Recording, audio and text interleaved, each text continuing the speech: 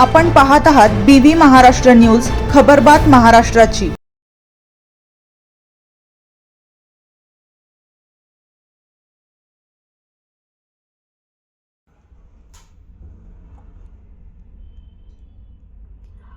करंजाड खोऱ्यासाठी वैकुंठ रथाचा लोकार्पण सोहळा उत्साहात संपन्न। दिघावकर परिवाराचा उपक्रम।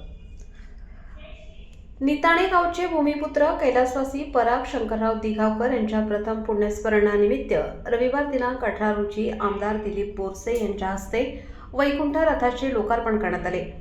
यावेळी प्रमुख पाहुणे म्हणून आमदार दिलीप बोरसे, मालेगाव बाजार समितीचे संचालक नंदलाल शिरोळे, शेतकरी नेते दीपक पगार, भाऊसाहेब अहिरे, बाळासाहेब भदाणे, सतीश पवार, भाऊसाहेब भामरे, यतीन पगार, विलास धोंडगे, वसंत पवार, युवराज पवार, दीपक कापडनीस, लक्ष्मण पवार, जिभाऊ कोर, मधुकर कापडनीस, संजय अहिरे, नंदलाल शिरोळे, प्रेम राणा मगर, लालचंद सोनवणे, प्रशांत पाटील, संदीप कापडनीस, विष्णू देसले, सुरेश अहिरे यांच्यासह असंख्य मान्यवर हजर होते।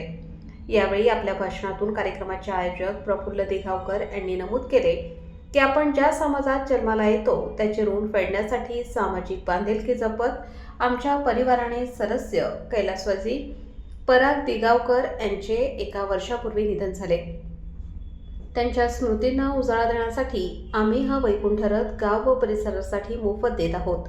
याचा फायदा निताणे गावासह खेड्यापाड्यावरील शेतात मळ्यातील राहणाऱ्या लोकांना होणार आहे।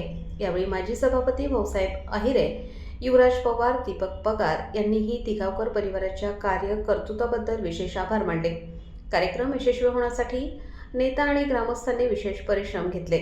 दरम्यान दिघावकर परिवाराने व ग्रामीण भागाशी सामान्य माणसासोबत नाते कायम ठेवले आहे। यापूर्वीही तालुक्यात अनेक सामाजिक उपक्रम त्यांनी राबवले आहेत।